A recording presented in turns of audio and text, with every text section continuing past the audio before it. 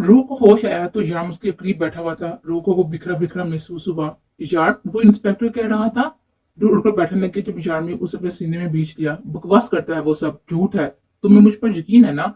रूह तुम मेरी बात सुनो, यकीन करो, सब मुझे फंसाना चाहते हैं। मैं नहीं जानता कि मैंने उनका क्या बिगाड़ा है। बस वो लोग मेरे पीछे पड़े हुए हैं। मुझे नहीं पता कि वो मुझसे क्या चाहती हैं। लेकिन तुम मेरा यकीन करो, मुझे लैला ने बताया कि इंस्पेक्टर सैम तुमसे मिलना है।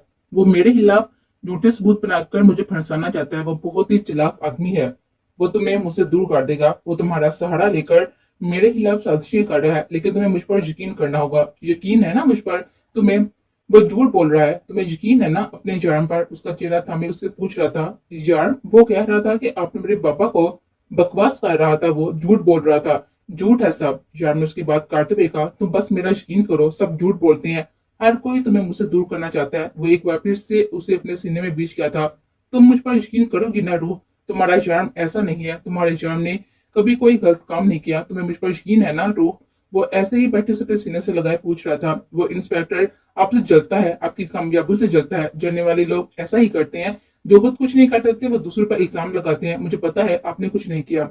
भला अपने बाप को कोई मार सकता है? उसके सीने में मुझ पर बोले जा रहे थे, जबकि रूह की इस बात ने जान को बहुत कुछ सोचने पर मजबूर कर दिया था। पता है वो और क्या क्या बकवास कर रहा था? वो कहता है कि आपने अपनी माँ को फंसाया, अपने बाबा को कत्ल करके। कोई अपनी माँ बाप के साथ ऐसा कर सकता है क्या? झूठा कहेगा।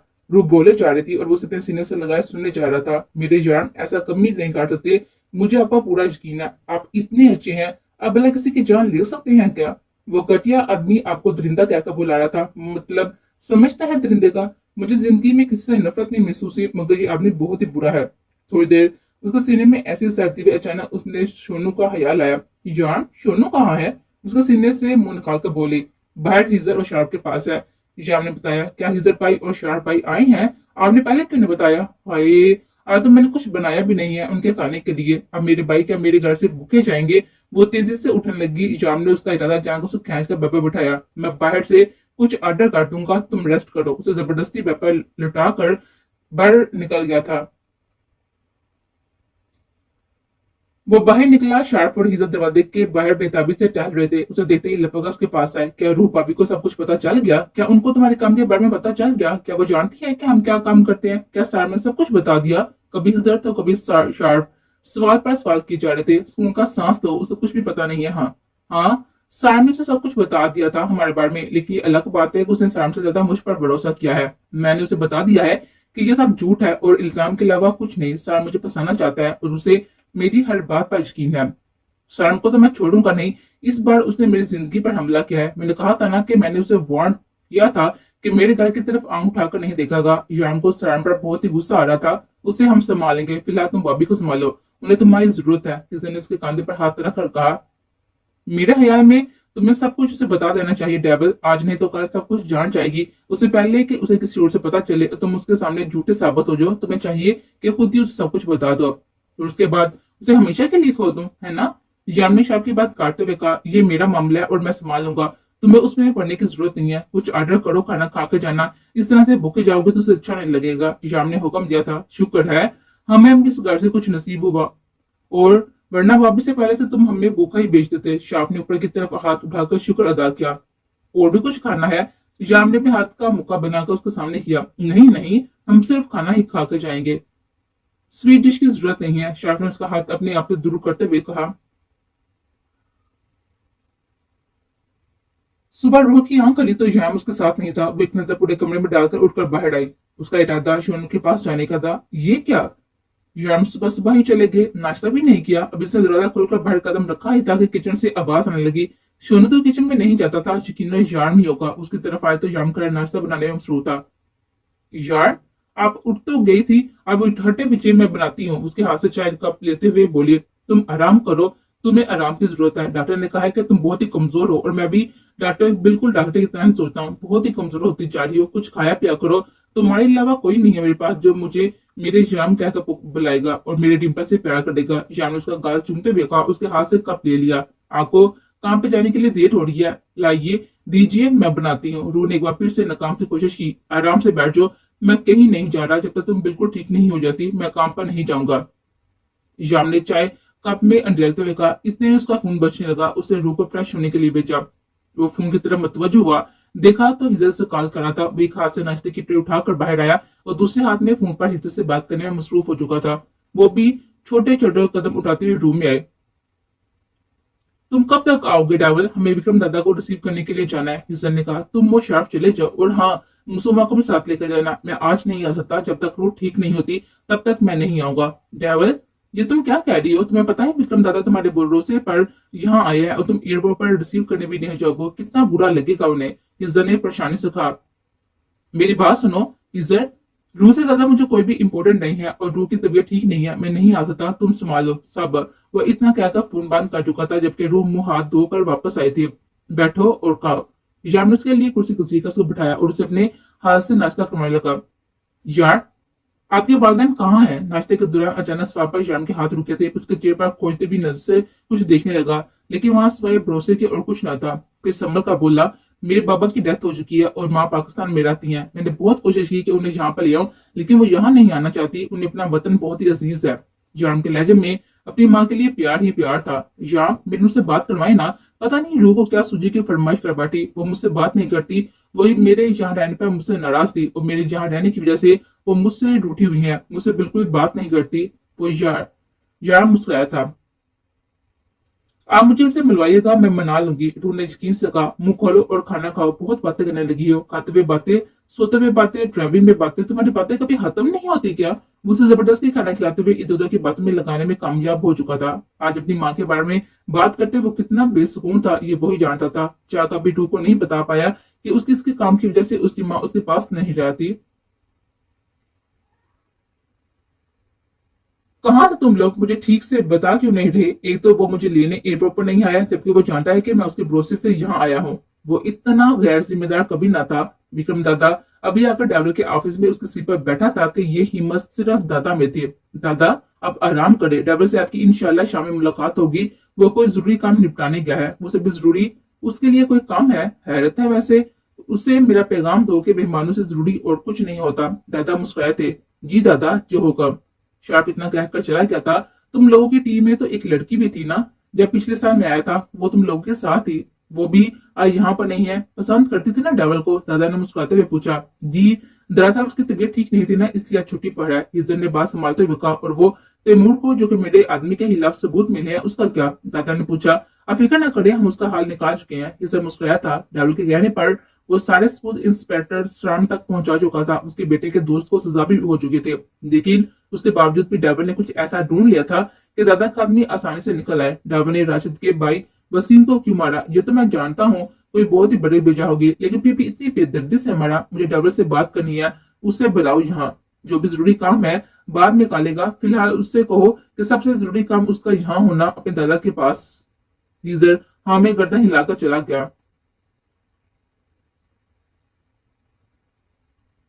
हजार कहने के बावजूद जाम ने बाहर से खाना ऑर्डर किया था। जयराम, क्या हो गया है? अब मैं इतनी भी बीमार नहीं हूँ। आपने तो मुझे सदियों का बेईमान कर दिया है। रूठ उठे हुए लहजे में बोली। आज उसने बिल्कुल सोनू के बारे में बात नहीं की थी, क्योंकि वो समझ चुकी थी कि जाम अपने होते हुए सोनू का जिक्र बर्दाश्त नहीं करता जब तक तुम बिल्कुल ठीक नहीं हो जाती। खबरदार जो किसी काम को हाथ लगाया। हालत देखो अपनी, इतनी कमजोर हो तो। हाँ पता है, हवा आकर मुझे अपने साथ उड़ा कर ले जाएगी। उसने याद की कई बार कहीं भी बात उड़ाई। इसलिए तो कहता हूँ कि जब बाहर निकलो मेरा हाथ पकड़कर जाया करो, मुझे साथ लेकर जाया करो। हवा का कोई भरोसा नहीं है। वो मुस्कुराया था। यार, मुझे फातिमा बीबी से बात करवाएं। अब तक तो उन्होंने अम्मी का नंबर ले लिया होगा। वो जो कहीं दिनों से बात करना चाहती थी, आज उसका अच्छा मूड देखकर ही कर डाली। बेबी, इस वक्त मेरी और तुम्हारी बात होगी ना? फिलहाल छोड़ो सब कुछ, मेरे बारे में बात करो। उसे मजीद अपने करीब खींचते हुए बोला। आपके बारे में? मैं ना, तो ठीक है, मुझे मेरी अम्मी से बात करवाएं। वो जिद्दी अंदाज में बोली। या मेरी जेब से फोन निकालकर कोई नंबर डायल किया और नंबर ढूंढकर डायल करके उसके हाथ में पकड़ाकर खुद उठ गया। बात करो, तुम्हारी फातिमा बीबी का नंबर है। तुम्हारे फोन करने के बाद जाने कितनी बार उन्होंने इस नंबर पर फोन किया, बिजी होने की वजह से मैं उठा नहीं सका। आज तुमसे बात कर लो, 10 मिनट में बात खत्म होनी चाहिए। आज का दिन सिर्फ मेरा है, जल्दी करो। कहकर पता चला गया, जबकि रूह अब फातिमा बीबी से बात कर रही थी। रूह मेरी जान, मेरे बच्चे, कैसी हो तुम? कितनी बार तुझे फोन किया, मगर किसी ने उठाया ही नहीं। फातिमा बीबी ने उसका हाल व अहलियत पूछने के बाद कहा। फातिमा बीबी, ये मेरे शोहर का नंबर है, वो बिजी थे ना, इसलिए आपका फोन नहीं उठा पाए। आज भी मेरी तबीयत खराब थी, इसलिए वो घर पर रुके, तब आपसे बात हो पा रही है। यार लगता है वो तेरा कैसा है? गुस्सा तो नहीं करता? हाथ तो नहीं उठाता तुझ पर? उसके लहजे में मामूली फिक्र थी। रूह बेहतियार मुस्कुराई। काश ये औरत सच में मेरी माँ थी। मैं बिल्कुल ठीक हूँ और वो मेरा बहुत ही ख्याल रखते हैं, बहुत प्यार करते हैं मुझसे। पता है, जरा सी बीमार हो जाऊं तो किसी काम को हाथ नहीं लगाने देते, सर पर सवार होकर जबरदस्ती खाना खिलाते हैं। रूह शर्माते हुए बता रही थी, माशाल्लाह माशाल्लाह, अल्लाह तुम दोनों में ऐसे ही प्यार कायम रखे।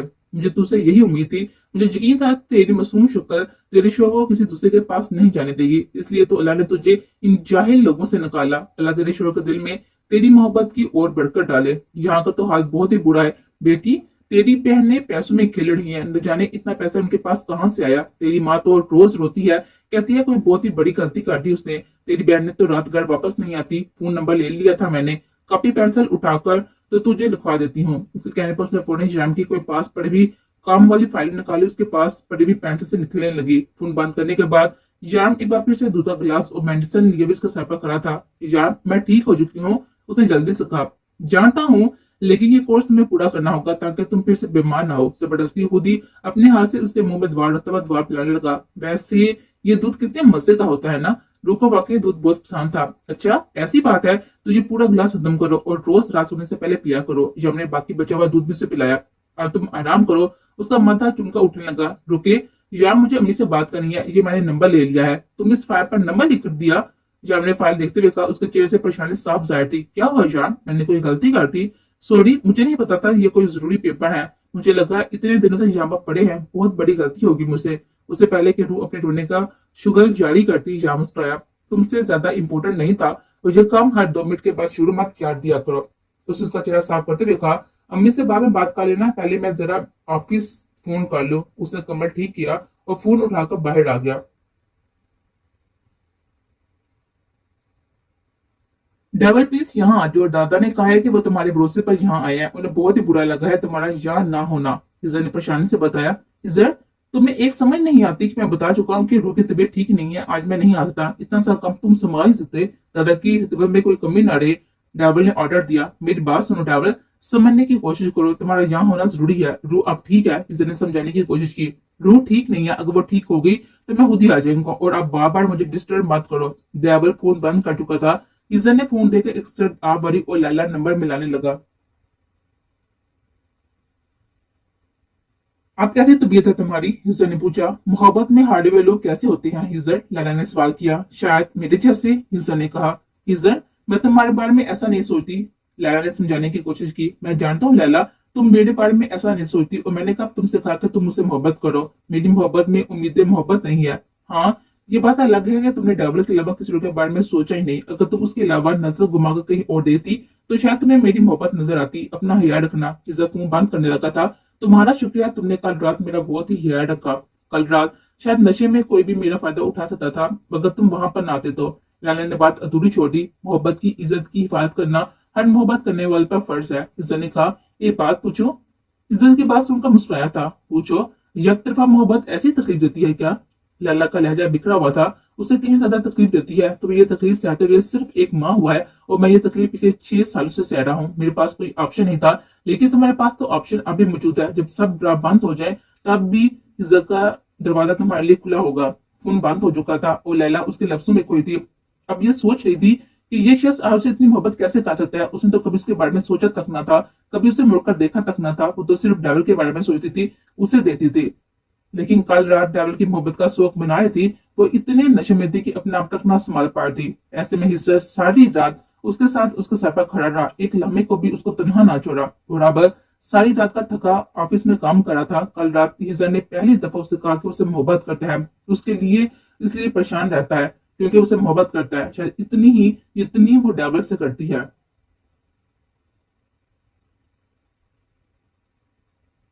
वैसे तुमने मुझे बताया नहीं कि तुम कल शॉपिंग से क्या क्या लेकर आई थी। जाम उसके पास बैठा उससे पूछ रहा था, जो कि अब भी कल का सामान लेकर रूम में आई थी। क्यों बताऊं? कल आपने मुझे थप्पड़ मारा था। रुको, उसका कल वाला थप्पड़ याद आ गया और उठकर आईने के सामने खड़ी हो गई। सॉरी यार, बहुत जोर से लगा था क्या? उसके पास आकर पीछे आकर खड़ा हो गया। याद नहीं, शायद जोर से लगा था। उसने अपना गाल दिखाया जहां याम की 2 उंगलियों के निशान अब भी मौजूद थे। याम ने बेहतर अपने होंठ उसके गाल पर रखे। बहुत बेशरम है आप, बहुत गंदे हैं। वो अपने आप उसकी बाहों से छुड़वाते हुए पीछे हटी। अभी तुमने देखी ही कहाँ है मेरी बेशर्मी, वो तुम्हें अब दिखाऊंगा। वो उसे अपने करीब खींचते हुए बोला। जान हटे ना, मैं आपको अपनी शॉपिंग दिखाती हूँ। रू ने फोन उसकी पनाहों से निकलते हुए शॉपिंग बैग उठाया और इसमें से चीजें इधर उधर करने लगी। जाम उसकी गैर होती हालत देखकर बहुत ही महजूस हो रहा था। वो सारी चीजें को सामने रखने लगी। ये भी लैला ने लेकर दिया है, ये भी लैला ने खरीदने को बोला था, आप उसको पैसे दे दीजिएगा ना। जानने कितने पैसे उसने मेरी चीजों पर लगा दिए, रू बोले जा रही थी, जबकि लैला के नाम पर जाम का मूड बहुत ही खराब हो चुका था। ये लिपस्टिक, रू को अपनी पसंदीदा चीज मिल चुकी थी। जाम खुलकर मुस्कुराया। अब वो फिर से उसे याद लाने वाली थी कि इकलौती चीज वो उसके लिए नहीं लाया था, और ऐसा ही हुआ। आपने लेकर नहीं आए थे ना, मेरे लिए मैं खुद ले आई हूँ, अच्छी है ना, उसे खोलकर दिखाने लगी। अब तुम लगाओगे तो मैं टेस्ट करके बताऊंगा कि कैसी है, वो जोमानी अंदाज में बोला, जिसके बाद रू के गाल लाल हो गए थे। अब बिल्कुल भी अच्छे नहीं है यार, बहुत गंदे हैं। वो उठकर बाहर चलने लगी। अरे यार, मैंने क्या किया है, उसके पीछे जाने लगा। जब उसका फोन फिर से बुझा, उसका मूड फिर से खराब हो चुका था। यार आज भी अपने काम पर नहीं गया था। रू ने बहुत कहा कि उसकी वजह से छुट्टियां ना करे, लेकिन वो नहीं माना। उसका कहना था कि जब तक रू बिल्कुल ठीक नहीं हो जाती, वो कोई काम नहीं कर पाएगा। आज बहुत कहने के बावजूद भी सुबह का नाश्ता रू ने बनाया था। अभी वो नाश्ता करके फाड़क हुए थे कि दरवाजा बजा। अरे, ये कौन आ गया, रू सोचते हुए उनका दरवाजा खोलने के जब शाम ने कहा कि दरवाजा वो खोलेगा। रू कंदूज करके वापस बैठ गई तो जाम दरवाजा खोलने आ गया। दरवाजा खोलते ही जाम खटखटा। दादा, आप यहाँ अंदर आए। जाम उनके गले मिलता हुआ उनको अंदर आने का रास्ता देने लगा, लेकिन उससे पहले हिजर अंदर आया और रू को अंदर जाने का बोला। वो नहीं चाहता था कि रू को उनके काम के बारे में कुछ भी पता चले।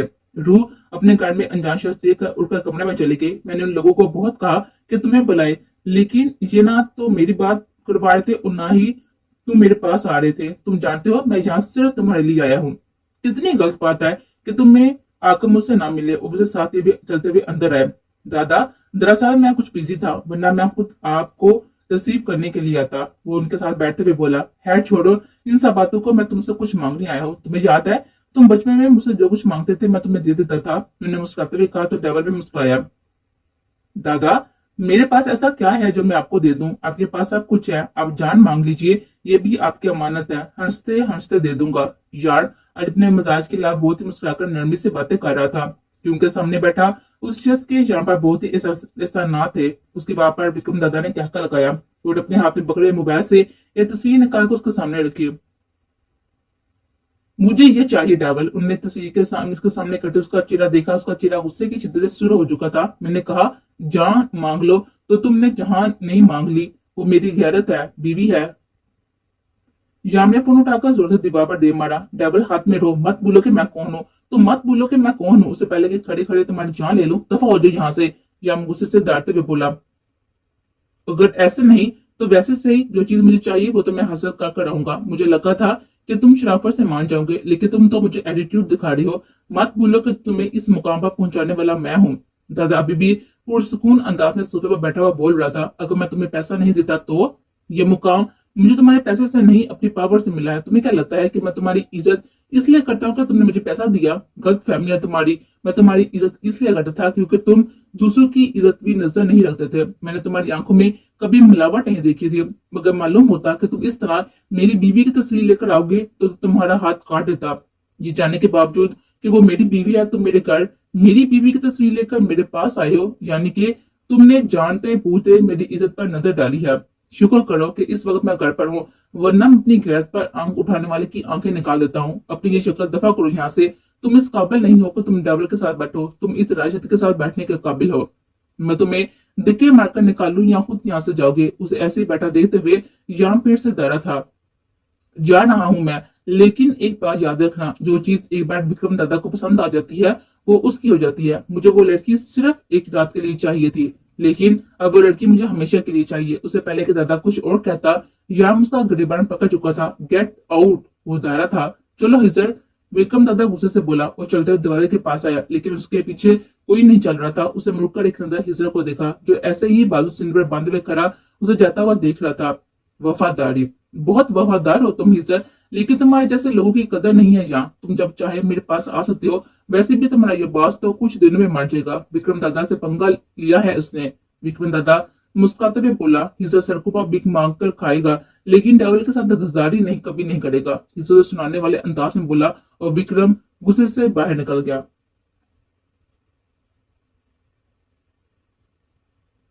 मैं कभी सोच भी नहीं सकता था कि विक्रम की सोच ऐसी हो सकती है। अगर मुझे पहले अंदाजा होता तो मैं उन्हें यहाँ कभी ना लाता। वो मुझसे जिद करने लगे कि उन्हें तुमसे मिलना है किसी भी हालत में। तुमने उन्हें अपने ऑफिस में बैठने के लिए कहा था, इसलिए मैं वहां पर लेकर गया। लेकिन जब मैं वहां पर गया तो वो रू की फोटो अपने हाथ में लिए हुए थे। मैंने उनके पूछने पर मैंने बता दिया कि वो तुम्हारी बीवी है। बस फिर क्या था, वो मुझे जबरदस्ती साथ घसीट लाई, इस अपनी सफाई देते हुए बोला। जबकि ये बात अलग थी कि कमरा बंद होने की वजह से रू कुछ भी सुन ना पाई। लेकिन फिर भी हिजर ने कंफर्म करने के लिए उसे चाय बनाने का कहा तो वो मुस्कुराते हुए उन दोनों के लिए चाय बनाने चली गई और फिर जबरदस्ती हिजर को खाने पर रोकने लगी, जिसे हिजर एक बार फिर से पुरस्कुन हो गया था। लेकिन अब वो उस बात को लेकर भी टेंशन में था कि विक्रम दादा को टू पसंद आ गई है। वो ईशान लड़ू को किसी हाल में भी गिरवाएगा नहीं, ये तो उसकी आंखें ही बता रही थी। वो बहुत ही कोशिश के बावजूद भी अपना गुस्सा जब्त नहीं कर पा रहा था। उसने मुझे इनकार किया, मैंने उसे ये मुकाम दिया। जब लोगों उसने अपनी तरफ लगाना तो मैंने उसे अपने पैसा दिया। क्या मांगा था मैंने उससे? सिर्फ वो लड़की, एक लड़की के लिए उसने मेरा गिरबान पकड़ा, मेरा, विक्रम दादा का। मुझे वो लड़की चाहिए अकबर, किसी भी कीमत पर सबको लगा दो। ड्राइवर को मैं उसकी औकात दिखाऊंगा। मुझे बताऊंगा कि विक्रम के साथ पंगा लेकर उसने अच्छा नहीं किया। विक्रम को इनकार करके उसने विक्रम की तौहीन की है। दादा आप रिलैक्स हो जाएं, लड़कियां बहुत ही हैं, भूल जाए इस लड़की को। यहाँ एक से एक हंसी लड़की आपकी खिदमत में हाजिर है। अकबर उसे एक से एक हसीन लड़की दिखाते हुए बोला, तुम्हें समझ नहीं आया मैंने क्या कहा है? मुझे वो लड़की चाहिए। वो मुझे इसलिए नहीं चाहिए क्योंकि वो बहुत ही हसीन है या मेरे उस पर दिल आ गया है। मैं देखना चाहता हूँ कि वो डेविल के अंदर किस हद तक बसी हुई है। वो लड़की उसकी कमजोरी बन चुकी है। वो मेरा गिरबान पकड़कर डेविल ने मुझे उसकी कमजोरी पर हमला करने पर मजबूर कर दिया। विक्रम दादा दहाड़ते हुए बोला था, तो क्या सोचा है आपने? अकबर ने पूछा। राशिद अपने भाई वसीम के बाद बिल्कुल ही बेमोल हो गया था। अब अंडरवर्ल्ड में उसे कोई कुत्ते के बाबू भी नहीं पूछता था। वो जो सोच रहा था कि विक्रम यहाँ आकर उसके भाई का बदला लेकर उसके सबके सब हवाब दरे के दरे रह गए। दादा डेविल बहुत है खतरनाक है, आपको पता है उसने मुझे जिंदा क्यों छोड़ दिया? क्योंकि उसकी बीवी का फोन आ गया था। उसने मेरी आंखों के सामने मेरे भाई को इतनी भयानक मौत भी दी कि मैं सोचकर कांप उठता हूँ। राशिद ने उसे समझाने की कोशिश की थी, अब तुम देखना कि मैं उसे कितनी भयानक मौत देता हूँ। विक्रम दादा कहकर लगाकर हंसने लगा था। जैम को पता था कि विक्रम उसके खिलाफ जरूर कोई ना कोई प्लानिंग कर रहा होगा। उसे नीचा दिखाने के लिए किसी भी हद तक चला जाएगा। उसे डर सिर्फ रूह का था, वो रूह को खो नहीं सकता था। उसे डर था कि किस तरह रूह को उसकी हकीकत न पता चले। अगर ऐसा हुआ तो वो रूह को क्या जवाब देगा, किस तरह से उसे अपना यकीन दिलाएगा। ये तो वो समझ चुका था कि रूह खुद से ज्यादा उस पर इतबार करती है। रूह जब तक अपनी आंखों से उसे इस तरह का कोई काम करता हुआ ना देखे, वो किसी दूसरे पर यकीन नहीं करेगी। और इस बात पर निजाम पुरसुकून था। और ऊपर से सारण भी हाथ धोकर उसके पीछे पड़ चुका था।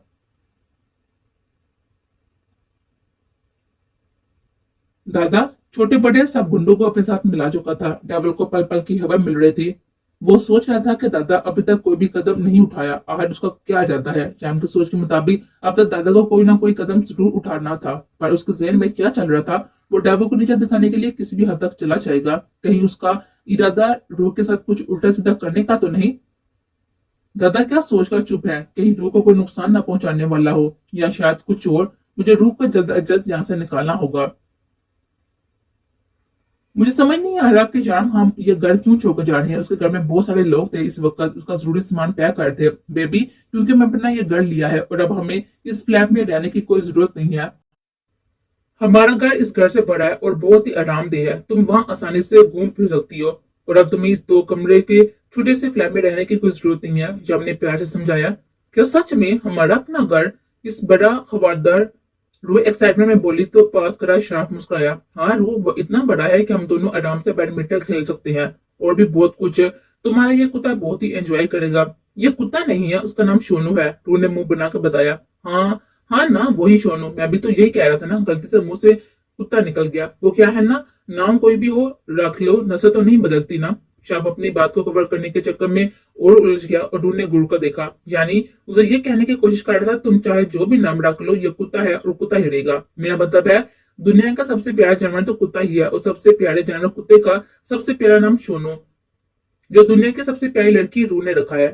यार पास कर दोनों की बातें सुन रहा था, फिर उन दोनों को ऐसी बातों में लगे देखकर उसने हिज्जे को मुखातब किया, जो कि जरूरी सामान पैक कर था।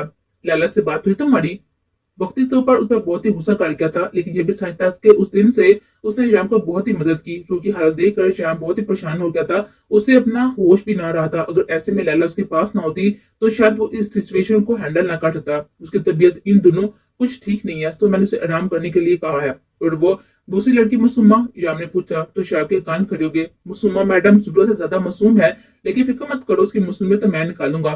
फिलहाल तुम दादा वाला मसला हल करो, शाम को हम बाद में संभालेंगे। मासूमा का शाम से क्या ताल्लुक, शायद उसके पास खरा पूछ रहा था। हम यहाँ काम करने आए हैं, तुम्हारा मासूमा नामा सुनने के लिए नहीं, बेहतर होगा कि काम पर ध्यान दो। तुम्हारी चहेती आई नहीं है, तुमने तो काल को से यहाँ पर बुलाया था। हिजर ने बात बदलनी चाहिए, उसकी तबीयत ठीक नहीं है।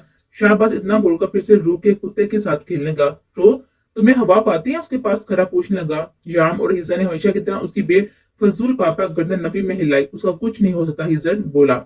हवा तो सबको आती है, मुझे भी आती है, कभी कभी तो बहुत ही डराने हवा पाती है। तूने हाथों से डराना चाहा तो जाम बेख्तियार मुस्कुराया। तुमने हवा में कभी मुझे देखा है? मेरा मतलब है इतना हैंडसम। शव की बात मुकम्मल होने से पहले ही रूह बोल पड़ी। नहीं, डराने हवा आती हैं, अब इतने भी डराने नहीं आते कि उससे पहले कि शब्द की बात समझता। याम और हिजर का बेसाता क्या का बुलंद हुआ। उसे उनकी तरफ देखा और फिर रूह को गूंना चाहा, लेकिन वहां अब कोई ना था। फिर वो खुद भी मुस्कुराया। मेरी बहन भी मेरी तरह है। हाजर जवाब डरानी। शाब की बात खत्म होने से पहले हिजर बोला, ओए मेरी बीवी बहुत ही क्यूट है। रूह की तारीफ श्याम बर्दाश्त ना कर पाया। वो तीनों मुस्कुराए अपने काम पर लग गए। अगर वो सब कुछ सुन चुका है तो अभी तक उसने तुम्हारे खिलाफ एक्शन क्यों नहीं लिया? शाम इस वक्त मुसम्मा से बात कर रहा था। ये तो मुझे समझ नहीं आ रहा। अगर डेबरो को हिस्सा ने सब कुछ बता दिया होता तो अब तक वो मुझे गोली मार चुका होता। मुसम्मा वाकई में बहुत ही डरी हुई थी। तुम घबराओ नहीं, मैं खुद उससे बात करूंगा। बस इतना पता चल जाए कि हिस्सा को कितना पता चल चुका है। तुम सारा इल्जाम मुझ पर लगा देना कि मैं जबरदस्ती तुमसे बात करने की कोशिश कर रहा था। सामने परेशानी से कहा, नहीं सर, मैं अपने लिए इतने मुसीबत में नहीं जा सकती। मुसम्मा परेशान थी। तुम परेशान मत हो, मुझे कुछ नहीं होगा, मैं सब संभाल लूंगा। बस एक बार इस लड़की को सब कुछ बता दूं, या हम कैसे किसी की जिंदगी इस तरह से बर्बाद कर सकते हैं। उसने इस लड़की को अपनी बीवी बनाकर रखा है, उसे कुछ बताया तक नहीं है, इसलिए मैंने उसकी बीवी को टारगेट किया है। मुझे लग रहा है कि जाम उसकी बात जरूर सुनेगा। अगर वो सच में उसे प्यार करता है तो उसकी बात को जरूर मानेगा। सर ने कहा, लेकिन सर, अगर रूह को सब कुछ पता चल गया तो क्या गारंटी है कि बेचारी डेवल के साथ रहना चाहेगी? मुझे तो लगता है कि वो इन्हें छोड़कर चली जाएगी, या शायद डेवल सर रूह को मार ना दे। मुसलमान ने परेशानी से कहा, अगर वो उसे सच्चा प्यार करता है तो उसे मारेगा नहीं, और ना ही वो किसी बेगुनाह को मारता है। और मुझे यकीन है कि रूह शाम को मजबूर कर देगी सरेंडर करने पर। और अगर वो एक बार याम हमारे हाथ लग गया, दुबई में माफिया राज का नामो निशान खत्म हो जाएगा। इस वक्त माफिया का सबसे बड़ा डॉन डेवल है। मुझे माफिया वर्ड खत्म करना है, मुझे ये गंदगी खत्म करनी है। मुसम्मा प्लीज मेरी हेल्प करो, मैं कुछ गलत नहीं कर रहा, और मैं अपने वादे के मुताबिक तुम्हारे पापा के कातलों को ढूंढने में तुम्हारी मदद जरूर करूंगा। ये मेरा वादा है तुमसे। आप परेशान मत हो और आराम करो। साहब का फोन बंद होने के बाद भी न जाने कितनी देर वो सोचती थी कि वो सही कर रही है। जब रूह को ये सब कुछ पता चलेगा तो वो कैसा रिएक्ट करेगी? रूह की तो जिंदगी बर्बाद हो जाएगी। यार, और वो इस वक्त अपने नए घर में थे जो दूसरे घरों से काफी बड़ा और हवादार था। कैसा लगा? यामी रूह के पास आकर पूछा जबकि चार्फ और हीजर इनका सामान अंदर लेकर जा रहे थे। बहुत अच्छा है, रूह ने खुश होकर कहा। यार, मुझे एक बात बताएं, आपने तो कहा था कि वो फ्लैट भी आपका अपना है, तो अब आप इस फ्लैट का क्या करेंगे? हम तो यहाँ आ गए हैं, रूह ने उसे देते हुए कहा। वहाँ असला सेफ रहेगा। उसके बाद का याम ने तो कोई जवाब ना दिया था, लेकिन शाह हिजर के कान के करीब बोला था। हिजर बेइख्तियार मुस्कुराया। आइडिया बुरा नहीं है, हिजर ने आंख दबाकर कहा, जबकि शोनू साहब अब जान के पैर के साथ चिपके हुए थे, जिसकी वजह से जान बहुत ही ज्यादा इरिटेट हो रहा था। रूह, इसे पीछे करो वरना मैं इसे किक कर दूंगा, जाम ने साथी से उसकी तरफ देखते हुए कहा। उफ, कितने बेरहम इंसान है आप, एक छोटे से जानवर को लेकर ऐसा कहते हैं। रूह, उसे जानवर मत बोलो, ये तुम्हारा शोनू है। शाप ने दहाई दी और भागकर बाहर और सामान लाने लगा, जबकि रूह ने पीछे से उसकी पीठ को घूरा था।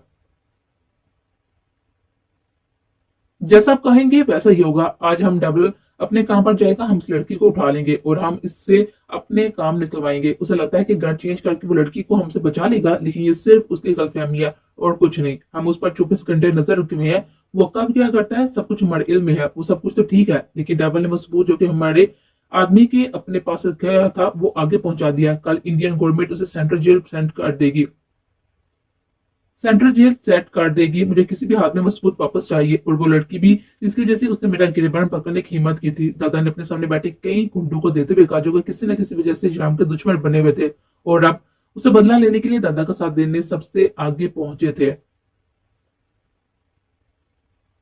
रात के 12 बजने में अभी तकरीबन 10 मिनट बाकी थे। शाम न जाने बाहर क्या कर रहा था। आज शाह और ये सभी अपने अपने घर ना गए थे, और अब उसे बाहर भी नहीं आने दे रहा था। और सोनू के लिए भी मना कर दिया था, जरा सा जानकर देख लेती हूँ कि ये लोग क्या कर रहे हैं। वो सोते हुए उठी, लेकिन जाम के साथ धमकी याद आ गई कि अगर तुमने जरा सी भी चीटिंग की तो देखना मैं तुम्हारा क्या हाल करूंगा। ये सोचते हुए वो दोबारा बैठ गई। जाम से पंगा उसे हमेशा से ही भारी पड़ा था, और ये लोग बाहर क्या कर रहे हैं। अब नींद की देवी उस पर मेहरबान हो रही थी, लेकिन शाम के आर्डर के मुताबिक वो अपने आप को जबरदस्ती जगाए हुए थी। इस घर में आकर उसे सबसे ज्यादा खुशी अपने सोनू का छोटा सा कमरा देखकर हुई थी, जो कि कुत्ते को मद्देनजर रखकर बनवाया गया था, जिसका मतलब था कि शाम भी इस सोनू को अपनी जिंदगी में कबूल कर लिया है। लेकिन अब मसला ये था कि और वो लोग बाहर क्या कर रहे हैं। आज इस घर में उनकी पहली रात थी। रूम साउंड प्रूफ होने की वजह से उसे बाहर से कोई भी आवाज नहीं आ रही थी, और रूह को यहाँ उबाल उठ रहे थे कि आखिर ये लोग बाहर क्या कर रहे हैं।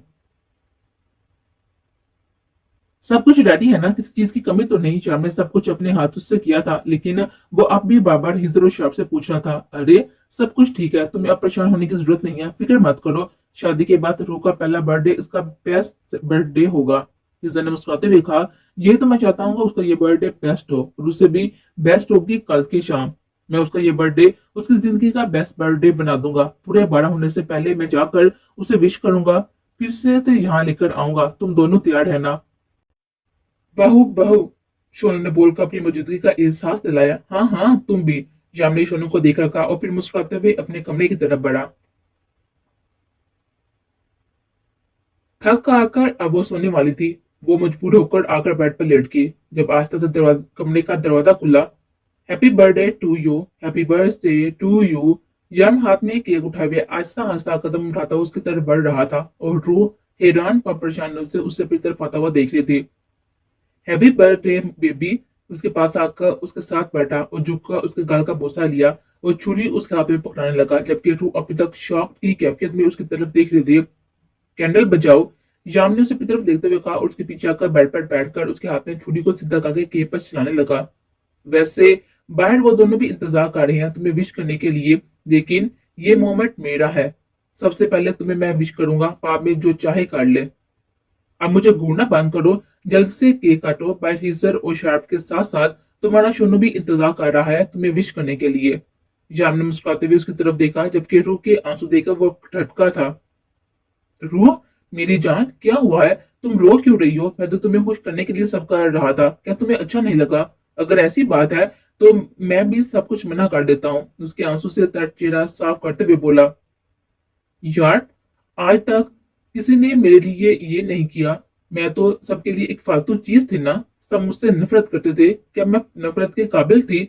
वो सू सू करती हुई बोली, तुम किस काबिल हो ये तुम मुझसे पूछो। मुझ जैसे स्टोन हार्ट को मोहब्बत करना सिखा दी तुमने। आज तक किसने तुम्हारे लिए इसीलिए नहीं किया क्योंकि ये मेरा हक था। अपने दिमाग से हर गलत सोच को निकाल दो रो। मैं नहीं चाहता कि तुम इन लोगों को सोच कर रो। और खबरदार, जो तुम इस खूबसूरत दिन पर एक आंसू भी बहाया। मुझे तुम्हारे साथ साथ तुम्हारे ये आंसू भी बहुत ही पसंद है, लेकिन आज के दिन इन्हें मत बहाओ। मैं आज अपने रब का शुक्र अदा करना चाहता हूँ जिसने इस दिन पर मुझे मेरी जिंदगी दी है। अब जल्दी से बताओ तुम्हें क्या क्या पसंद है। आज मैं वो हर काम करूंगा जो तुम्हारी खुशी का बायस है।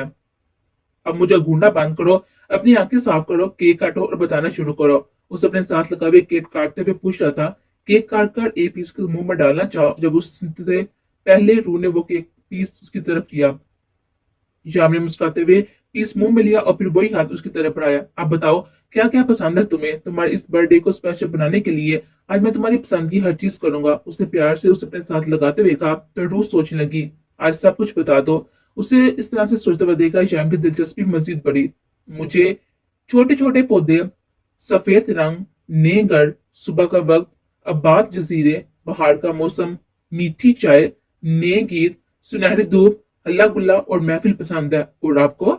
रूह को लगा कि वो कुछ ज्यादा ही बोल गई है, फिर रुक कर से पूछ लगी, मुझे पुराने दरख्त, काला रंग, कदीम हवेलियां, शाम का वक्त, वीरान जजीरे, खजां का मौसम, कड़क चाय, पुराने गीत, बारिश, खामोशी और तन्हाई पसंद है। लेकिन इन सबसे ज्यादा तुम पसंद हो, इसलिए आज तुम्हारी पसंद ही मेरी पसंद है। उसके चेहरे पर उदासी देखकर जब ने जैसे बात खत्म की थी, आज पहली बार रूह को ऐसा लगा था जैसे वो मशरिक है और शाम मगरिब। चलो बाहर, तुम्हारे दोनों भाई इंतजार कर रहे हैं। शाम ने उसके साथ हाथ पकड़ कर उठाते हुए कहा। रूह मुस्कुराते हुए उसके साथ बाहर आई। बाहर हिस्से शार्प और शोनू खर्च का इंतजार कर रहे थे। उसके सर पर लंबी कागज की टोपियां थी जिन पर हैप्पी बर्थडे के साथ एक एक इमोजी बना हुआ था। ये वाकई उसकी लाइफ का सबसे बेस्ट बर्थडे था जिसमें उसके सब अजीज उसके साथ थे। उसे याद भी नहीं था कि उस दिन किसी ने कभी उसे विश भी किया हो, लेकिन सबको इसकी बर्थडे के बारे में कैसे पता चला। उसने सबकी मौजूदगी में केक काटा और सबको खिलाया। रूह बताओ, तुम्हें क्या गिफ्ट चाहिए? हिजा ने पूछा। जिससे आप जैसा भाई मिल जाए। उसे किसी गिफ्ट की जरूरत है भला? रूह उसे मुस्कुराते हुए कहा। शुक्र है बचत होगी। मुझे तो लगा था कि ये लड़की लूट लेगी मुझे, शराफ बोला, जिस पर श्याम और हिजा दोनों मुस्कुराए। ओ हेलो, आपको नहीं कहा? हिजा भाई को कहा है। आपको तो कल मुझे शॉपिंग करवाएंगे। रूह ने फैसला सुनाकर उसकी सारी खुश फैमिली दूर की। इस पर शार्प का मुंह बन गया। फिर तो मेरा भी हक बनता है अपनी बहन को कुछ ना कुछ देने का। हिजर बोला।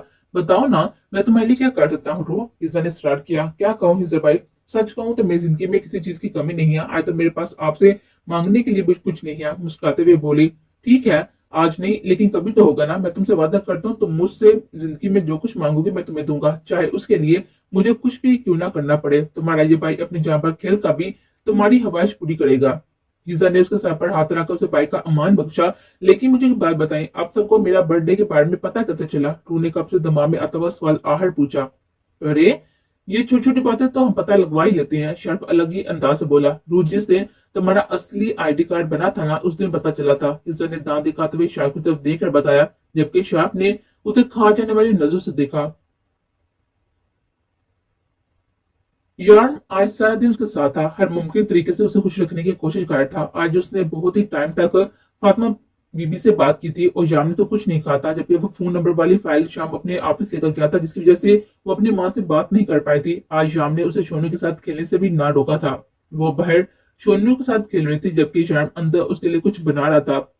ये घर काफी बड़ा था, जिसका एक कमरा बंद था। यार, इस कमरे में कौन है? उसने बंद कमरे की तरफ इशारा करते हुए कहा। तुम्हारी सोतन मिलोगी उससे? ईशान ने शरारती अंदाज में कहा। मिलोगे नहीं, सर से पकड़कर घर से बाहर निकालूंगी। रूद नाक फैलाकर बोली। हाय, मेरी मासूम बीबी की मासूम दम किया। उसका गाल चूमते हुए वापस किचन की तरफ गया जहां वो उसके लिए स्पेशल कुछ बना रहा था। बेबी, तुम दरवाजा अंदर से बंद कर लो, मैं कुछ सामान लेकर 10 मिनट में वापस आया। फिर आज ये शाम मैं तुम्हारे लिए स्पेशल बनाऊंगा और रात तुम मेरी स्पेशल बना देना। उसकी तरफ झुका सो मैंने बोला। यार, आप बिल्कुल भी अच्छे नहीं है। वो पैर पटाती हुई उसके पीछे दरवाजा बंद करने लगी, जबकि शाम अपनी डिंपल की नुमाइश करता हुआ आगे बढ़ा। अपने कहे के मुताबिक 10 मिनट के बाद वो घर पर था। घर का दरवाजा पूरा खुला हुआ था। याम को कुछ गड़बड़ का एहसास होते ही वो तेज से घर के अंदर आया। सोनू जमीन पर जमी हाथ में पड़ा हुआ था, जबकि रूह कहीं पर नहीं थी। उसको जो डर था वही हुआ। दादा ने उसे नहीं बल्कि रूह को अपना निशाना बनाया था। उसने अपने गुस्से को कंट्रोल करते हुए अपने आप को संभाला और जल्दी से हिज्जा को फोन किया और उसे सब बताया। ये तुमने ठीक नहीं किया, बहुत बड़ी गलती किया तुमने। डेवली की कमजोरी पर हाथ डालने की कोशिश की। काश उससे पहले तुम अपना अंजाम सोच लेते। तुम्हें इतना तो पता होगा, डेवल दूसरों की इज्जत पर हाथ डालने वाले को कभी माफ नहीं करता। वो तुम्हारी निगाहों ने डबल की इज्जत की तरफ देखने की गुस्ताखी की है। पहला बार तुमने किया है तो हम सैनिकों भी तैयार हो। यूजर और शाह उसके घर पहुंच चुके थे। तुम लोगों के पास सिर्फ 15 मिनट है। मुझे मेरी रुख चाहिए। वो कहाँ थी? बहुत भी नहीं जानती थी। बस एक अंधेरा गिराशनुमा कमरा था और अंधेरे से तो वो बचपन से डरती थी। वो लोग कौन थे और क्यों उन्होंने इसे थप्पड़ मारे? और सोनू, कितनी बेरहमी से लोगों ने सोनू पर हथियार से वार किया था। वो बेचारा तो बस अपने दोस्त को बचाने की कोशिश कर रहा था। आज पहली बार उसे एहसास हुआ कि जाम ठीक कहता था। सोनू जिस नस्ल का कुत्ता था वो वाकई बहुत ही खतरनाक और चालाक थी। या अल्लाह, मेरा सोनू ठीक हो। उसने बेहतियात दुआ मांगी। वो इस वक्त एक अंधेरे कमरे में बंद थी। वो लोग उसे यहाँ पर क्यों लाए थे? यकीनन जाम का दुश्मन था जो उसे फंसाना चाहते थे। क्या जाम को पता चल गया होगा कि वो लोग मुझे यहाँ लेकर आए हैं? या अल्लाह, मेरी इज्जत के मुहाफिज आप हो, प्लीज मेरे जाम को यहाँ पर भेज दें। वो सिसकते हुए दुआ मांग रही थी। वो तीनों तेजी से विक्रम के अड्डे पर आए थे जहां वो सब छोटे बड़े गुंडों को अपने साथ मिलाई खड़ा था। उसे देखते ही राम का खून खोल उठा। वो तेजी से उसकी तरफ बढ़ा। उसे पहले को उसका गिरबान पकड़ता, गुड्डू ने उसे पकड़ना चाहा, जबकि जाम बेकाबू होता विक्रम की तरफ बढ़ रहा था। गुड्डू ने शार्प और हिजा की तलाशी ली और हथियार बरामद कर लिए। रूह कहाँ है? जाम चलाया, इतने जोर से चलाया कि कमरे में बंद रूह को बासानी आवाज सुनाई दी। रूह के अंदर किसी ने नई जिंदगी फूंक दी थी। वो दौड़कर दरवाजे की तरफ लपकी, जबकि पैर में मौजूद बेडू ने उसे मजीद आगे न बढ़ने दिया था। वो चाह कर भी दरवाजे तक न पहुंच पाई। वो अंदर से चिल्लाई थी, लेकिन शायद इस गराज से आवाज बाहर नहीं जाती थी। तभी तो जाम को उसकी आवाज सुनाई नहीं दे रही थी, लेकिन बाहर से वो जाम की आवाज कुछ हद तक सुन पा रही थी। उसे यकीन था कि जाम उसे बचा लेगा। या अल्लाह, तेरा शुक्र है। रूह खुदा का शुक्र अदा करते हुए शाम का इंतजार करने लगी। मैंने पूछा रूह कहाँ है? वो फिर से चिल्लाया था, पता है क्या डेविल, मतलब मैं बचपन से कुछ ना कुछ सिखाता रहा हूँ, अब भी सिखाऊंगा। अपनी कमजोरी को कभी अपने दुश्मन पास जाए ना होने देना। अपनी कमजोरी को अपने दुश्मन से छुपा कर रखो, क्योंकि यहाँ पर तुमने गलती कर दी और एक अच्छा उस्ताद होने के नाते मैं तुम्हें तुम्हारी गलती सुधारने का मौका देता हूँ। मैं तुम्हारे आखिरी बार कह रहा हूँ कि इस लड़की को मेरे हवाले कर दो और एक बार फिर से दोस्ती का हाथ मेरी तरफ बढ़ाओ। माफी मांग लो मुझसे, मैं तुम्हें माफ कर दूंगा। आहर बड़ा हूं तुम्हारा। विक्रम ठहर ठहर कर बोला, मेरी रूह कहाँ है? जाम ने फिर से पूछा। मैंने कहा माफी मांगो मुझसे और भूल जाओ उस लड़की को। विक्रम दहरा था। कमरे के अंदर आती भी कुछ आवाज सुनती रूह उसकी बातों का मतलब नहीं समझ पा रही थी। वो तो अब तक ये नहीं समझ पा रही थी कि वो लोग किसके बारे में बात कर रहे हैं। क्या वो लोग रूह के लिए जाम से कोई मुतालबा कर रहे हैं? कभी आवाज तेज होती और कभी आहिस्ता। उनकी मुकम्मल बात तक नहीं सुन पा रही थी। जल्दी फैसला करो डेविल, जिंदा रहकर मुझसे वापस दोस्ती करना चाहोगे या मैं तुम्हें मारकर मिसाल कायम करूं? वैसे मानना पड़ेगा, तुम्हें अभी तुम्हारी बीवी को किडनैप हुए 10 मिनट में नहीं हुए और तुम मेरे सर पर आ पहुंची हो। रूह कहाँ है विक्रम? उसके बाद काट कर एक बार फिर से चलाया था। डेविल, बोलो मत कि ये मेरा एरिया है और मैं तुम्हें एक सेकंड के अंदर अंदर मौत के काट उतार सकता हूँ। उसके बाद मैं तुम्हारी बीवी के साथ, उससे पहले कि विक्रम अपनी बात मुकम्मल करता, जाम ने अपनी आस्तीन से एक छोटा सा चाकू निकालकर उसकी तरफ फेंका, जो कि उसके गलों के पीछे बीच अटका था। अगले ही लम्हे में विक्रम जमीन पर गिरा था। उन्होंने दादा की तरफ दबने की कोशिश की और साथ ही फायरिंग स्टार्ट कर दी। उससे पहले कि वो लोग विक्रम तक पहुंचते, श्याम तेजी से उसके पीछे आकर उसकी गर्दन पर उसके अटके हुए चाकू पर अपना हाथ मजीद दबा चुका था। वो दर्द से बिलबिला उठा। क्या करेगा तू मेरी रूह के साथ? क्या करेगा तू मेरे दोस्त के साथ? बोल साले। कमजोरी? कमजोरी बोल रहा था ना तू, तो सुन। हाँ, वो लड़की मेरी कमजोरी है और कमजोर से कहीं ज्यादा वो लड़की मेरी हिम्मत है, मेरी ताकत है, मेरी जान है। वो तूने मेरी जान की जान लेने की कोशिश की। उसकी गर्दन पर दबाव बढ़ाता हुआ बोला।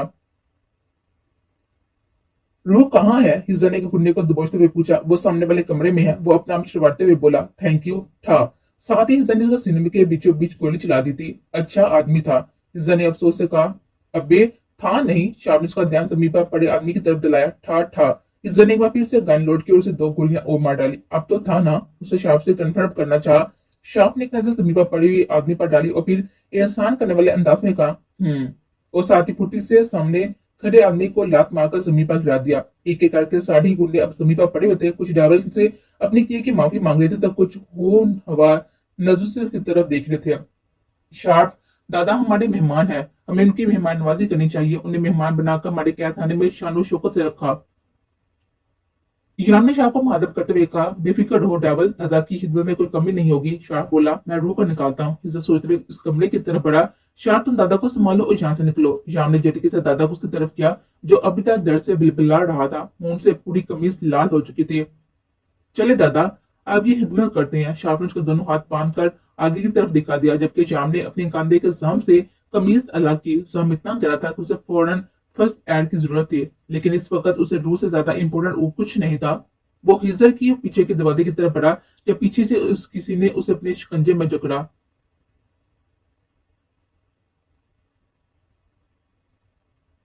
हिजर तेजी से दरवाजा खोलकर उसकी तरफ आया। कमरे में रोशनी से उसकी आंखें चुनचुनाई। हिजर तेजी से उसके करीब आया, उसके पास बैठा। तुम ठीक हो? हिजर उसके करीब बैठकर पूछने लगा। भाई, अपने करीब अपना देख कर वो सिसक उठी थी। वो अपने अपनों के पास पहुंच चुकी थी। तू बेहतियार उसके सीने से लगकर फुट फुट कर रोने लगी। कुछ नहीं हुआ मेरी गुड़िया, सब कुछ ठीक है, हम आ गए हैं ना, तुम बिल्कुल ठीक हो। वो उसे अपने साथ प्यार से लगाए हुए बहलाने की कोशिश करने लगा।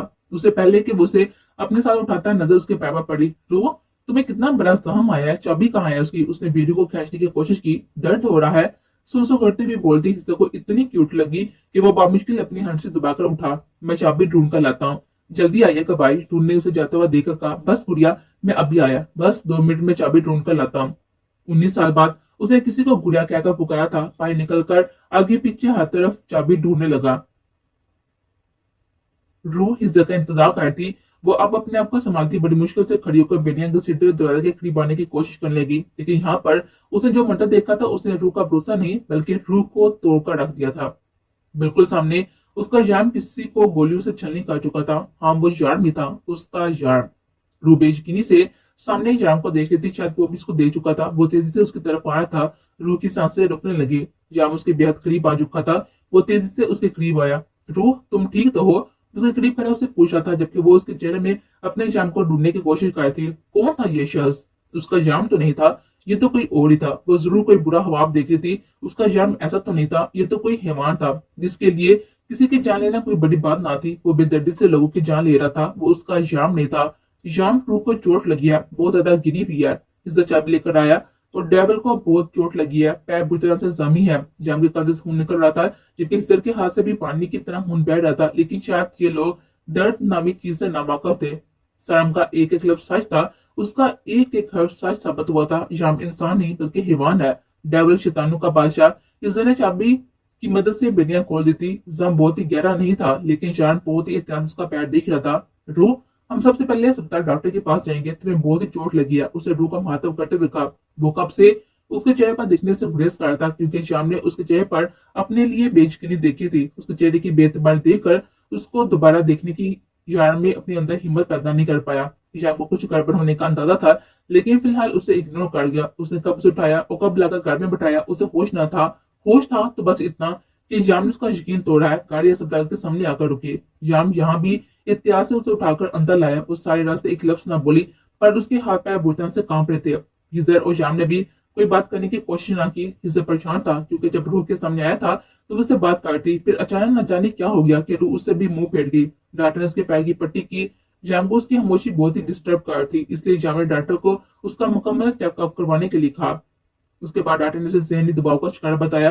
डॉक्टर के मुताबिक वो फिलहाल कुछ भी सोचने समय की सलाहियत नहीं रखती थी। डॉक्टर ने उसे मशवरा करके रूह को नींद का इंजेक्शन दे दिया था कि वो पुरसकून हो जाए। वो जब उसे घर लेकर आया तो वो सो चुकी थी। उसे एहतियात से उठाकर अपने बेडरूम में लाया। विक्रम, मतलब मैं कभी माफ नहीं करूंगा, तुम्हें उसकी इस बहुत ही बड़ी कीमत चुकानी पड़ेगी। वो रूह के बालों में उंगलियां चलाता हुआ विक्रम से मुखातब था। 26 मिनट, आज रूह उसे दूर हुई थी। 26 मिनट में जाम उस तक पहुंच गया था, लेकिन 26 मिनट में उसने अपना बहुत कुछ निभा दिया था। रूह का यकीन, रूह की मोहब्बत, रूह अपना हक।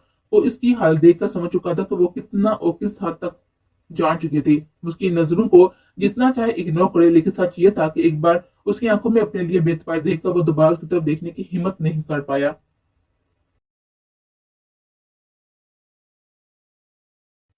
उफ, इतना कुछ हो गया और तुमने मुझे बताया तक नहीं। मैं अपने घर पर थी, हिजर किसी दूसरे मुल्क नहीं चली गई थी। रूह कैसी है? लैला ने परेशानी से पूछा, क्योंकि वो जानती थी कि रूह जाम के लिए बहुत ही अहमियत रखती है। जाम उसके लिए कुछ बेकार होता है, मुझे नहीं पता। मुझे बस इतना पता है कि उसे कुछ ना कुछ तो पता चल चुका है। तुम सोच भी नहीं सकती लैला, उसने किस तरह से अपना हाथ अस्पताल में मेरे हाथ से छुड़वाया था। वो इन लोगों से नहीं बल्कि हम लोगों से डरी हुई थी। वो हमें कितनी बेयकीनी से देख रही थी, तू अंदाजा भी नहीं लगा सकती। वो डर से कांप रही थी। लैला, हिज्जा ने परेशानी से कहा, अब क्या वो शर्म के साथ है? मेरा मतलब है, इस बारे में रू ने ऐसी कोई बात किया कि वो सबको जान चुकी है? लैला ने पूछा। मुझे नहीं पता, मुझे कुछ नहीं पता चला। मुझे कुछ समझ नहीं आ रहा, मैं बहुत ही परेशान हूँ। लैला, तुम परेशान मत हो हिजर, मैं हूं ना तुम्हारे साथ। लैला ने उसके हाथ पर अपना हाथ रखा। लैला, मुझे बहुत सालों के बाद रिश्ता मिला है, मैं अपनी बहन को खोना नहीं चाहता, हिजर ने बेबसी से कहा। एक आदमी जमीन पर पड़ा तड़प रहा था। ईशान ने उसे गोली मार दी थी। वो चलाया, दर्द की शिद्दत से, मौत के खौफ से, या लेकिन सामने खड़े शख्स को उस पर तरस नहीं आया था। उसकी चीखों पुकार इग्नोर करता एक और गोली उसके सीने के आर पार कर गया। एक आखिरी चीज के साथ वो शख्स अपना दम तोड़ गया था। उसकी आंख खुल गई थी। वो बेयकीनी से अपने दाएं बाएं देखने लगी। वो इस वक्त इस जगह पर नहीं थी, वो तो अपने घर में थी। जाम उसकी बिल्कुल करीब था। जाम ने उसे अपनी बाहों के हंसा में कैद कर रखा था। वो नींद में था। दिन का मजा किसी फिल्म की तरह आंखों के सामने चल रहा था। कल रात वो कितनी खुश थी, उसकी सालगिरह थी। कल जाम उसे बहुत ही बड़ा सरप्राइज देने वाला था। हाँ, सरप्राइज दिया था। जाम ने उसे अपना असल चेहरा दिखाकर। रूगल कमरे में घुटन होने लगी। उसने अपने आप को जाम की बाहों से आजाद किया और उड़कर बाहर चली आई। उसका शोहर एक दरिंदा था, मासूम लोगों की जान लेने वाला एक दरिंदा। शाम की बातें एक बार फिर से उसे याद आने लगी। उसका दिल चाहा कि वो फूट फूट कर रोए। उस शेरगाह के डिबाण पकड़कर पूछे कि उसका कौन सा चेहरा असल है। वो जिससे रूह ने मोहब्बत की थी, या वो जो आज उस बेरूह जो आज से रूह ने देखा था? अगर वो ऐसा था तो क्यों उसे धोखे में रखा था? उसके साथ ऐसा क्यों किया?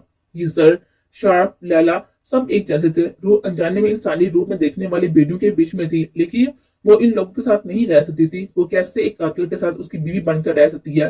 वो कैसे इन लोगों के बीच रहेगी? मुझे यहाँ से निकलना होगा। मुझे अपने घर जाना है। वो लोग जैसे भी थे, कम से कम कातिल तो नहीं थे। मुझे सैम को बताना चाहिए, वो मेरी मदद जरूर करेगा। वो मुझे मेरे घर पहुंचाने में मेरी मदद जरूर करेगा। वो मुझे मेरे घर वापस जाना है, रू ने सोचा। वो कमरे में आई और जान अब तक आराम से सो रहा था। कैसे किसी की जान लेकर कोई शख्स कैसे सुकून से सो सकता है? क्या उससे खौफ खुदा नहीं है? क्या उसने अल्लाह के सामने हिसाब नहीं देना था? शर्म का दिन वाला रूप याद आते ही खौफ से फिर से उसके हाथ पैर कांपने लगे थे। वो हिम्मत बांध कर बेड के करीब आई और शर्म का फोन उठाया, जहां पासवर्ड उसका नाम का था। क्या उस शख्स की पहचान की तरह उसका प्यार भी झूठा था? उसकी आंखों से आंसू रुकने का नाम नहीं ले रहे थे। उसने जल्दी से अपना फोन उठाया और शर्म के फोन से अपने फोन में शर्म का नंबर सेव किया। वो फोन वापस वहीं पर रख दिया जहां से उठाया था। वो अपना फोन उठाकर बाहर आई और शर्म के नंबर पर कॉल की, लेकिन नंबर लग ही नहीं रहा था। बार बार कोशिश के बावजूद भी नंबर नहीं लग रहा था। बार बार फोन पर एक ही मैसेज आता, you can only call this number. बार बार शर्म का नंबर सामने आ जाता। वो उसे बुक करके फिर से शर्म का नंबर मिलाने की कोशिश करती। बेबी, तुम यहाँ क्या कर रही हो? पीछे से शर्म की आवाज पर काम कर रहेगी। तुम यहाँ क्या कर रही हो? रू उसके पीछे खड़ा था, पूछ रहा था, जबकि उसके हाथ में मोबाइल फोन वो दे चुका था। अच्छा, फातिमा बेबी से बात करती। बेबी, ये कोई वक्त था उनसे बात करने का? चलो आओ अंदर, तुम्हारे फोन से नहीं लगेगा उनका नंबर। ओ, मैं फोन मिलाकर देता हूँ। मेरा ख्याल में इस वक्त वहां भी बहुत ही रात हो चुकी होगी। तुम काम क्यों रही हो? तुम्हें ठंड लग रही है? चलो आओ, तुम्हें रस की जरूरत है। उसका हाथ पकड़े अंदर की तरफ आने लगा। रू का सारा वजूद डर से कांप रहा था, लेकिन फिर भी वो इग्नोर करने की मुकम्मल कोशिश कर रहा था। रू ने बामुश्किल अपना आप छुपाने की कोशिश की, मगर नाकाम। बेबी, तुम इस तरह से काम क्यों रही हो? मुझे तुम्हारी तबीयत ज्यादा खराब लग रही है। तुम कुछ खा लो, तुमने सुबह से कुछ नहीं खाया। रू बेजान वजूद को उसके साथ घसीटती जा रही थी। तो प्लीज कुछ खा लो, इस तरह से तो मजीद बीमार हो जाएगी। वो फिक्रमंदी से कहते उसे किचन की तरफ लेकर जाने लगा। भूख नहीं है मुझे। वो अपना आप चुराकों से फासले पर हुई। उसकी आवाज में कपकपाहट थी। हाँ बेबी, लेकिन खाना खाना पड़ेगा ना। तुम यहाँ पर बैठो, मैं खाना गर्म करता हूँ। उसे जबरदस्ती चिपा बिठाकर खाना गर्म करने लगा। आज की शाम मैं बहुत ही स्पेशल बनाना चाहता था, लेकिन अब फिक्र ना करें। आज की शाम जो स्पेस आपने मुझे दिया है ना, वो सारी जिंदगी याद रखूंगी। तुमने उसकी बात कहकर उसे शर्म दिलाने की कोशिश की। चेहरा सबसे शुरू हो रहा था। आवाज में वाजा कपकपाहट थी। जब उसकी बात सुनकर एक नजर से देखा और भी खाना लाकर उसको सामने रखा। बेबी, ये सिर्फ तुम्हारी गलत फहमी है और कुछ नहीं। तुमसे फिर से झूठ बोला क्या है तो तुम यकीन, मैंने अपनी आंखों से देखा है। सैयद जारम काजमी वो टेबल पर हाथ मारकर उठती चलाकर बोली। उसके इस तरह से कहने पर न जाने क्यों जारम मुस्कुराया। फिर काफी देर उसके चेहरे के तासा देखता था और फिर ठहर ठहर कर बोला, रूह, तुम जानती हो ना कि आई लव यू उसकी आंखों में देता न जाने उसे क्या कहना चाहता था। तुम जानती हो मैं तुमसे कितना प्यार करता हूँ। वो रूह के करीब आकर खड़ा हुआ। रूह ने उसके बाप पर सर झटका। रूह, तुमने सब कुछ अपनी आंखों से देखा है। उस शख्स को मारते हुए तुमने देखा है। मुझे ये भी जानती होगी कि मैंने उसे क्यों मारा। वो तुम्हें उठाकर लेकर गए थे, तुम्हें मारना चाहते थे। रूह, सिर्फ मेरी मौत मेरे अल्लाह के हाथ में। आप कौन होते हैं किसी की मौत जिंदगी का फैसला करने वाले? रूह की आंखों से आंसू छलक पड़े थे। जाम ने एक नजर रूह को उसको देखा। मुझे इतनी ऊंची आवाज पसंद नहीं है रूह। तुमसे प्यार से बात करता हूँ इसलिए बर्दाश्त कर रहा हूँ, वरना अभी तक तुमने मेरी जिंदगी की एक झलक भी नहीं देखी और तुम्हें मैं दिखाना भी नहीं चाहता। सो मुझे मजबूर मत करो। और एक बात याद रखो, तुम मेरी कमजोरियों और हमारी दुनिया में अपनी कमजोरी को जड़ से उखाड़ कर फेंक दिया जाता है और मैं ऐसा करने से पीछे नहीं हटूंगा। वो एक एक लफ्ज चबा चबा कर बोला। मतलब उसका सामने एक शर्मिंदा तक नहीं था। उसे कोई भी फर्क नहीं पड़ता था कि उसने रूह को इतने वक्त से धोखे में रखा था। रूह की जान लेना भी उसके लिए बहुत ही मुश्किल ना था। रूह का डर मस्जिद बढ़ चुका था। वो बेशकीनी से शाम के चेहरे की तरफ देख रही थी जो उससे बेखबर खाने का नवाला बना रहा था। रूह, खाना खाओ, हम इस बारे में बात नहीं करेंगे। तुमने सुबह से कुछ नहीं खाया। शाम अपना लिहाजा नॉर्मल बनाता हुआ खाने का नवाला उसकी तरफ लेकर जाने लगा। वो अब भी बेशकीनी से उसके चेहरे की तरफ देख रही थी। शाम ने नवाला बिल्कुल उसके लबों के करीब रखा। रोज सब कुछ ठीक है, कुछ नहीं हुआ। आज जो कुछ भी हुआ तुम सब भूल जाओ। सब कुछ पहले जैसा है। ना तुम कुछ जानती हो और ना ही कुछ जानना चाहती हो। चलो अब खाना खाओ, मैं सख्ती नहीं करना चाहता। वो सख्त नजर से घूरते हुए बोला। वो जबरदस्ती खाने का नवाला उसके मुंह में डाल दिया। ओ, तो अब तुम चाहती हो कि मैं सारा खाना तुम्हें अपने हाथों से खिलाऊं? Naughty girl. वो दूसरा नवाला बनाते हुए मुस्कुराया था, जबकि डर से कांपते हुए जामनू से जितना खिलाया वो खाती गई। जामनू उसकी जरूरत के मुताबिक खाना खिलाया और फिर मेडिसिन देने लगा। बेबी, अब तुम आराम करो, मैं यही हूँ तुम्हारे पास। उसे बेड पर लटाकर कमर ठीक करते हुए बोला। डर का मारे नींद की गोली खाने के बावजूद भी रूह को नींद नहीं आ रही थी। शाम उसकी गैर तमाकी अच्छे से महसूस कर रहा था। वो आस्ते से उसके करीब लेट कर उसके बालों में उंगलियां चलाने लगा। सब कुछ पहले जैसा है रूह, सब कुछ भूल जाओ, कुछ नहीं हुआ। उसके कान में सरगोशियां करते हुए बोला। उसकी हर बात पर दिल चाहा कि वो फूट फूट कर रो दे। कितने आराम से उस शख्स ने उसका इतबार तोड़ दिया।